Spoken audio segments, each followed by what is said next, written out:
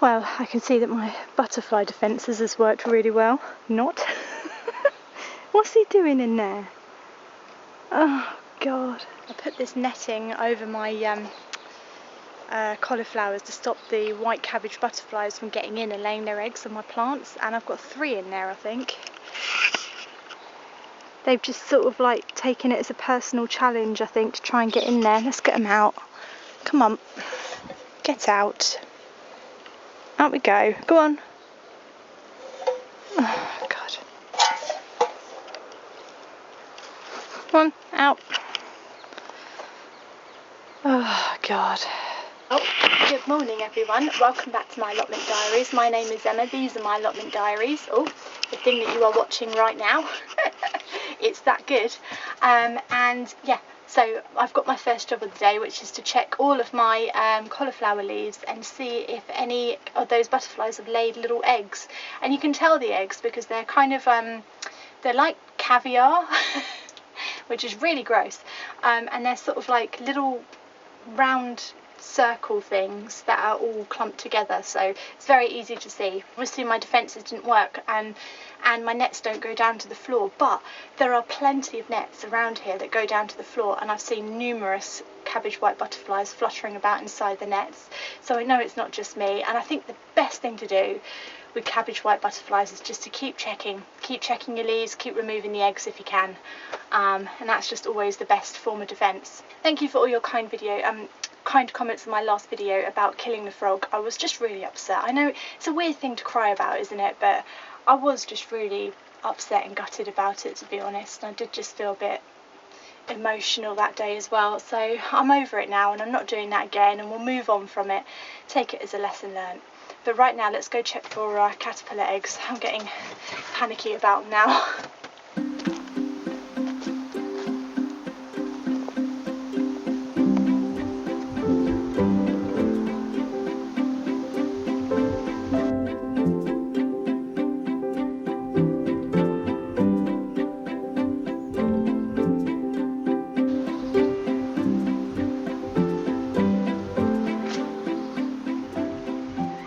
Checking underneath the leaves because in my previous experience, because I have had them before, that is where they are laid, and I'm assuming because it's a really good form of shelter being underneath the leaves.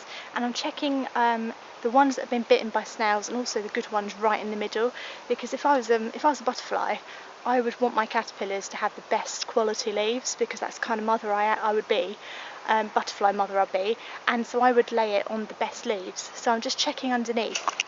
So I'm looking on the front of the leaf there, nothing there, and then I'm looking on the back to see if there are any little clusters of eggs, but I haven't seen any, so I'm hoping I've sort of got away with it. I can't see any little clusters of eggs.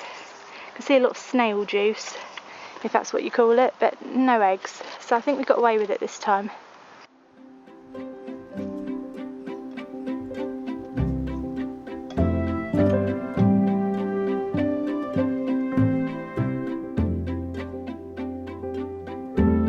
So I had a sit down last night and a little bit of a calm down about the whole frog situation. I did decide that the beer traps have been the best form of defence for these Brussels sprouts, and so what I did was last night I came back and I put the beer traps back, but I put pots over them so that bigger wildlife cannot go in it, and I put rocks on the pots to keep them there, and I was hoping it would work because I know that slugs can get through really small spaces, and it has. So you can see I put the beer trap back and I've got this pot over it which has got really little holes, and then what I did was I put a big old, not that one, a big old rock on the top like that, exposing some of the holes so that frogs and things can't get into it, but the slugs can still get in. And I thought, oh, a slug's never going to get in that little hole, that's insane, they can't be that desperate for a good old drink. But it turns out slugs love the pub as much as humans do, and there's loads in there.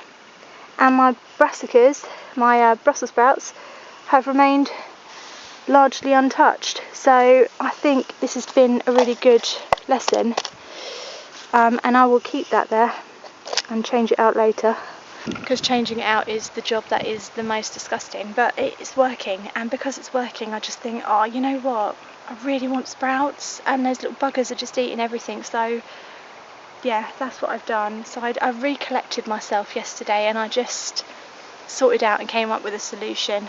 And it's worked so far, so I'm hoping I don't kill any more wildlife. But slugs love the pub. There we go. Slugs love beer.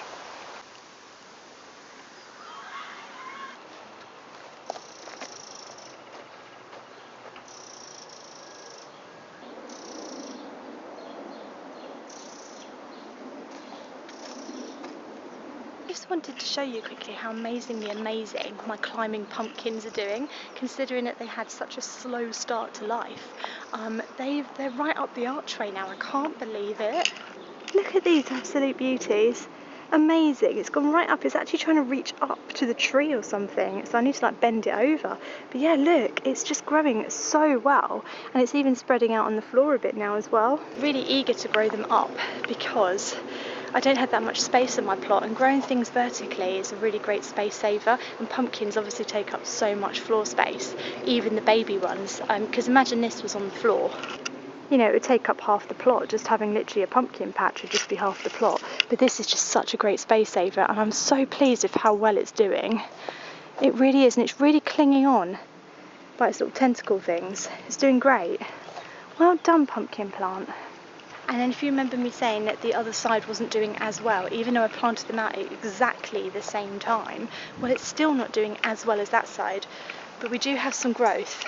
You can see that it is actually starting to grow and to grow up, which is really good. So I might get one on this side. That one over there is still a little bit slow to grow, and the one in the middle has just died, like literally just died. It hasn't even been eaten or anything. I'm wondering if there was some sort of problem with the soil on this side, but having said that, the spinach is amazing. So I don't really know what's happened. Maybe it's the sun. We don't get as much sun here or something, but look, that side compared to this side, such a stark contrast, and I really just can't tell you why. It's just one of those things. I'm just going to pick a few of my courgettes because, as with anything, I think the more you pick, the more that grows. Maybe not pumpkins, because I think pumpkins grow and then that's it, but squashes and other squashes and things, the more you pick, the more that grows. So I'm going to pick some more of my courgettes, and the one that I picked the other day was absolutely delicious, by the way. It was just gorgeous, so fresh, so lovely, and I really liked how small it was. I think it was a lot more tender and it had a lot more flavour, I think, but I don't know, I might just be imagining that. But I'm going to pick some now. This one looks nice, got a flower on it too.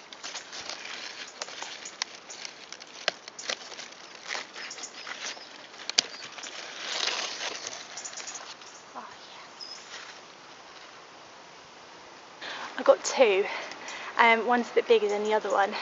These are a good size, I think, for cooking with and stuff, and like I said, the more you pick, the more that will grow apparently, so they smell so fresh and lovely, and I can't wait to cook with them. These are just brilliant, lovely, really nice, solid vegetables, I think.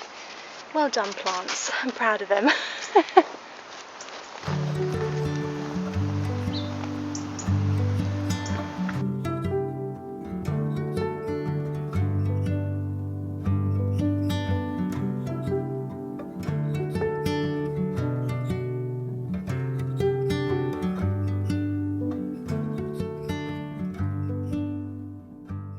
I think I might need to tidy up my tomato plants a little bit again because they're getting a little bit bushy again, and like I said, it's really difficult to do it because mine sort of grew horizontally so it's really difficult to know where to cut and what to do with them now.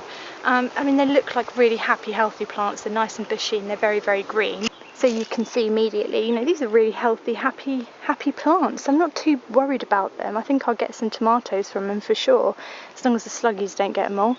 But it's just about how do I maximise the crop that I'm going to get by keeping them trimmed down. It's this one in the middle that I'm a little bit worried about because he's got quite bushy.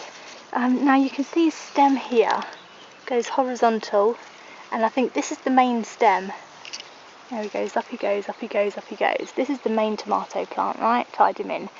This one is another one coming out, which I think is like a bushy one. Maybe I should take him off. But having said that, he's got some flowers on him, so maybe I should leave him. and get more tomatoes from him. I really don't know what to do. There's times like this where I wish I just had someone here just to sort of ask, but no one's here and no one really grows tomatoes at their plots, which is quite odd, isn't it? I think most people must grow their tomatoes at home or something, or in greenhouses, and I can't see them. What I might do is take off the lower leaves and reassess. I've got some mini tomatoes on it. I've got mini tomatoes! Just in here, there's mini ones, little tiny little tomatoes. Oh my goodness, these are my first tomatoes of the season. Amazing. Oh look, and I've got little flowers up there. I've got little flowers up the top here. Oh, this is so exciting.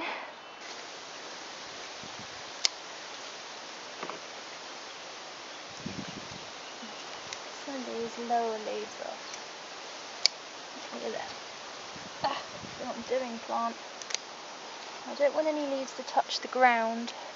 Now, a very, very, very important lesson that I learnt last year with my tomato plants is do not let the leaves touch the soil, because you are setting yourself up for blight, and blight is the worst thing that your tomato plants can get, and potato plants and things, because it will just completely wipe them out and you'll have to burn them all, unfortunately. And you can get early blight and you can get late blight. Late blight is more common, and it happens at the end of the season after you've had tomatoes. And early blight, that's the horrible one, because that's the one that gets them before you've got any fruit on them. So you don't want your leaves to touch the ground, and it's good to mulch around it. So I'm going to bring some straw next time I come. I'm going to mulch the bottom of my tomato plants and just do a little bit of blight pre-protection, basically, because it's evil, and it got my tomato plants last year about mid-season. So I'll do that.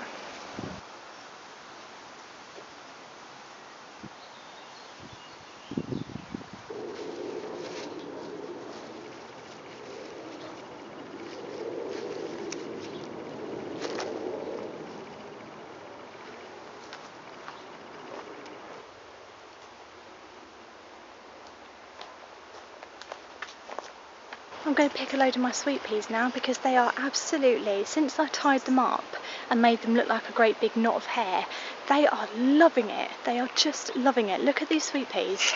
You can smell these as I walk onto my plot all the way over there. I come down here and you can smell them. They are just gorgeous, so I'm going to pick as many as I can.